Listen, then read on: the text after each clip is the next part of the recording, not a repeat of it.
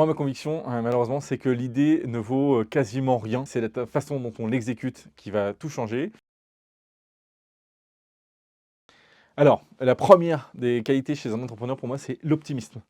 Il faut être optimiste en permanence. On traverse des galères tout le temps, on doit encaisser des mauvaises nouvelles et on est un filtre, nous, le entrepreneur CEO, à dire: «OK, je reçois une donnée extérieure qui est en général une mauvaise nouvelle, je vais la passer dans ma moulinette et la retranscrire aux équipes en bonne nouvelle ou en opportunité». Un exemple, l'arrivée des confinements. L'activité doit s'arrêter. Quelle est la bonne nouvelle? Quelle est l'opportunité que je vais pouvoir sortir aux équipes pour que tout le monde soit énergisé autour du projet Ornicar?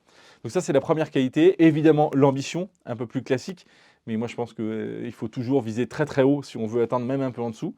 Des entrepreneurs moins ambitieux, que ça soit une ambition de chiffre d'affaires, mais aussi une ambition d'impact, de RSE, peu importe, il y a plein de sujets où on peut être ambitieux.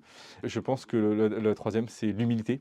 Je pense que c'est important aussi de connaître ses faiblesses, de savoir là où on peut progresser, là où on doit s'entourer parce que ce n'est pas nos forces, ce qu'on aime faire. Et pour ça, il faut bien mettre de côté son ego, avoir l'humilité de reconnaître ses faiblesses. Et moi, aujourd'hui, c'est ce que j'ai essayé d'utiliser, cette humilité, quand j'ai décidé de donner et confier les rênes de la direction d'Ornicar à quelqu'un d'autre, à un CEO externe.